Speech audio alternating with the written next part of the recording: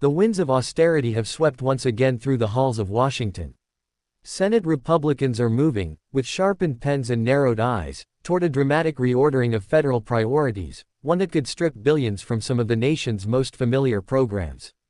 At the center of the storm is a proposal. A $9 billion clawback. A recalibration. A financial reckoning sparked by the request of none other than former President Donald J. Trump. The numbers may sound familiar, but the implications are anything but. These aren't just cuts on paper. These are symbolic strikes at the heart of the federal government's soft power and public trust. Among the prime targets, the Corporation for Public Broadcasting, the lifeblood of NPR, PBS, and the quiet dignity of Mr. Rogers' legacy. Also on the chopping block, vital streams of global outreach and international coordination, the World Health Organization, USAID, and countless unseen hands working around the globe to stabilize communities, fight pandemics, and build alliances. What's driving this political push? The fingerprints of Donald Trump are unmistakable. But more curiously, the echoes of Elon Musk linger in the background. The Department of Government Efficiency, a brainchild once inspired by his cost-cutting ethos, now guiding the scalpel in the hands of the Senate. This is not just an effort to balance the books. It's a mission to redefine the role of government. Senate Majority Leader John Thune has taken up the mantle. With steely resolve, he announced that the voting process is expected to commence the evening of July 15. But in the way of Washington, nothing is simple. The process may stretch deep into the night of July 16, or even into the first light of the following day.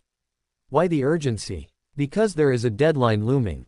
A hard one. July 18, the final day before Trump's request expires. If no action is taken, current funding levels remain untouched. The clock is ticking. The tension is building. But this isn't just about budgets and fiscal frameworks. It's about values. The Corporation for Public Broadcasting represents more than a line item. It represents educational equity, rural connectivity, and access to culture for those outside of major media hubs. Defunding it may please the fiscally hawkish, but at what societal cost? And then there's the global stage. The World Health Organization, long a target of Trump's ire, now finds itself once again at the brink of severed support. But with diseases crossing borders, is isolation ever a sound strategy? USAID WHO finds itself at risk, an agency that has built schools, delivered vaccines, supported democratic movements, and provided humanitarian relief in every corner of the earth. To gut it now would send shockwaves through diplomatic circles. But to Senate Republicans, the move signals strength. It says, we are willing to act. It says, we will not subsidize institutions that no longer align with our priorities. But to Democrats and some centrist Republicans, the proposed cuts are reckless. To them, it is an abandonment of America's commitment to both its own people and the wider world. Whispers of quiet opposition echo through cloakrooms and committee chambers. Some fear the political fallout. Others simply disagree on principle. But make no mistake, the votes are being counted. The margins are being measured. This is no guaranteed victory. This is a battle. And the stakes are enormous. In the days ahead, lobbyists will descend on Capitol Hill. Advocates will flood phone lines. Constituents will write impassioned letters to their senators. Because behind every program facing elimination, there are people. Listeners, viewers, patients, teachers, diplomats, students, children, each tied to these funds in ways that defy spreadsheets. Senator Thune has made his position clear. He says the time has come to tighten belts and shift course.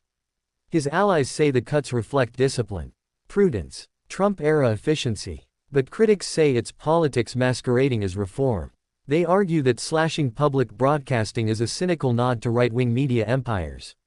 They warn that stepping back from WHO and USAID leaves power vacuums others, less democratic players, will happily fill. And in the midst of this fray, the legacy of Elon Musk's efficiency doctrine lingers. Once just a theory floated by a billionaire outsider, it now finds expression in real legislative proposals that threaten to reshape the architecture of American governance. The debate isn't ending anytime soon. The days leading up to July 18 will be filled with negotiations, amendments, floor speeches, and perhaps some late-night brinkmanship. And when the final vote is cast, whenever that may be, a message will be sent. A message about what this Congress values. A message about what America chooses to fund. A message about who we stand with, at home and abroad. And the rest of the world will be watching. PBS may stay silent. NPR may offer analysis. WHO may prepare contingency plans. And USAID may shift strategies. But the meaning of the moment cannot be softened. This is a crossroads. This is not a budget fight.